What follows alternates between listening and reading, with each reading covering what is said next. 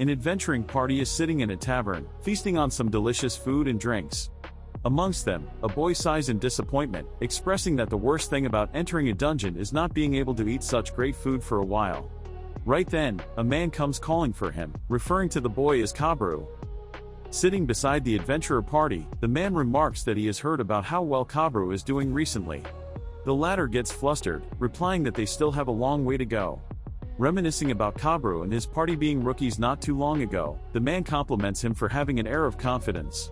He tells the group that compared to them, none of the other big parties are faring so well.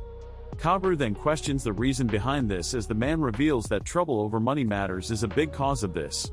Once again complimenting Kabru's party for still being together after all this time, the man remarks that it might be folks like them who end up defeating the lunatic magician. Kabru acts all humble, mumbling that they aren't that good yet, despite the man insisting that he doesn't sell himself short. Later, while walking through the town, Kabru gets scolded by a red hood-wearing girl from his party for his earlier humbleness. She questions why instead of putting on a polite smile, he didn't just boast that they'll defeat the magician.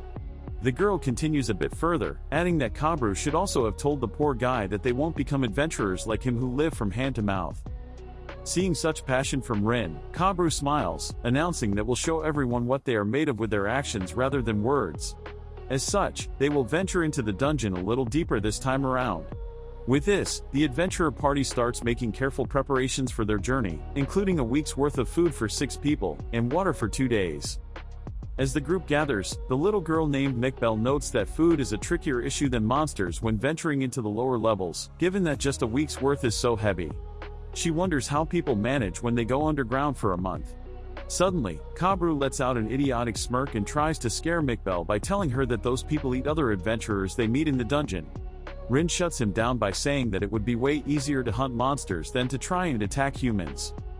Afterwards, Kabru and his friends wipe out a floor they have never been to before with ease. Rin notes that it isn't as hard as they expected, so they could probably go even deeper at this rate. Kabru tells her that she has a point, but they should be careful regardless since things have been strange inside the dungeon recently. This includes monsters acting aggressive, and the layout of the dungeon itself shifting. Meanwhile, Mikbel finds a wooden box on a zombie and rushes to open it. Kabru joins in, while Rin thinks it's a waste of time, considering they have never found anything worthwhile in them. However, the box ends up containing a bunch of gold, silver, and gems this time around. Wondering how all the treasure in the area hasn't already been looted, Kabru chalks it up to one of the strange things happening inside the dungeon. Feeling grateful that they can now afford venturing into the lower levels, the adventurer group decides to call it a day and begins heading back. Sometime later, Lyos' party finds Kabru's party wiped out in the dungeon, albeit without any visible injuries. While the others try to make sense of what happened to them, Marcel remarks that she will cast a spell to stop the bodies from turning into zombies until the corpse retriever finds them. Though, she regrets not being able to do it the way Fallon did. As Chilchuk questions what to do with the treasure lying around Kabru and the others, Lyos' sword suddenly starts glitching around, wrapping itself around his fingers. Lyos realizes that the sword wants him to draw it. He unsheathes the blade. Right then, the gold coins lying around turn into bug-like creatures. Leash screams at Marcel to get away from the bodies, as the jewels they are wearing start transforming too. Creeped out by the centipede necklace, Marcel screams out and unleashes a stun spell in all directions, catching her party and the monsters alike. When the dust settles, Lyos picks up one of the treasure bugs to examine it. The party questions how he knew how to draw his blade, but Lyos skillfully avoids the question. Meanwhile, Senshi sorts out the bugs into the only 2 categories that matter, eatable and uneatable. He then masterfully turns the former type into a natural and tasty bug snack, shocking the group at how amazing they taste. While chowing down on the treasure bugs, Leash thinks about how they conceal themselves from enemies in the same way as his sword. After a bit of testing, he realizes that the blade tried to defeat the bug with him because it thought that he is a friend. Cuddling with the cute thing, Leash expresses his desire to name it as soon as possible. At the same time, Chilchuk asks Senshi if they can get rid of the inedible items. Getting the go-ahead, Chilchuk throws them away. Marcel wonders what would happen if someone ate those inedible items, prompting Senshi to explain that no one could possibly eat real treasure. Hearing this, Marcel and Chilchuk scream out at Senshi in frustration, having just thrown away a great amount of money. In his own bubble, Leash names his sword Kensuke. While continuing their exploration of the dungeon, the group suddenly feels the temperature getting colder. They look up to see a lot of ghosts gathering, deciding that it's better to avoid them if they want to live. Chilchuck questions why they can't just use magic to blast them away, suddenly getting hit with the realization that Fallon is not with them anymore. Unfortunately, one of the ghosts spots them during this time. Marcel tells everyone to start running, while Laios drops his food and goes back to pick it up.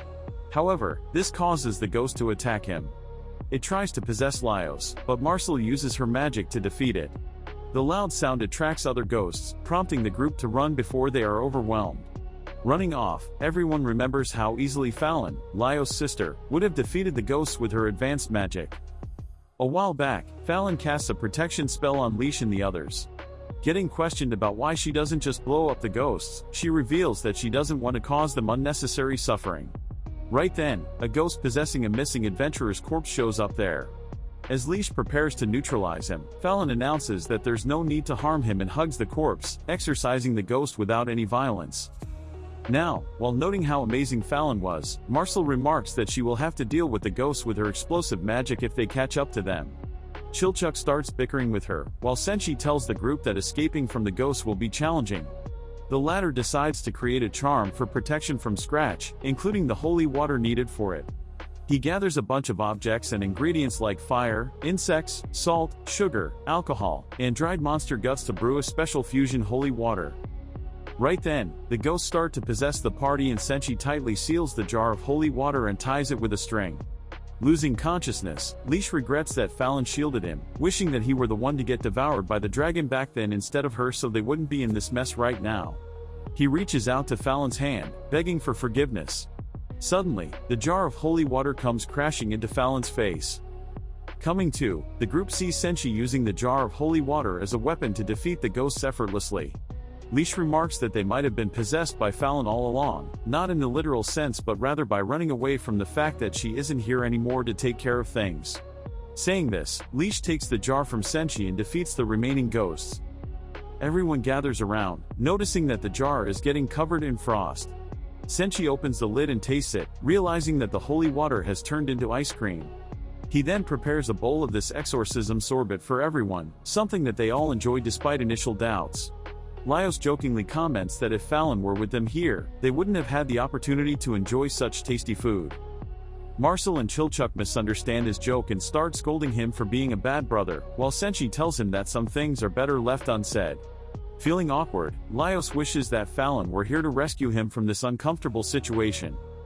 Laios and the others are getting close to Fallon and I wonder if they'll be able to save her. From their conversation, it's quite evident that Fallon was the prime member of their party. Anyways, make sure to like and subscribe, so you don't miss out on anything.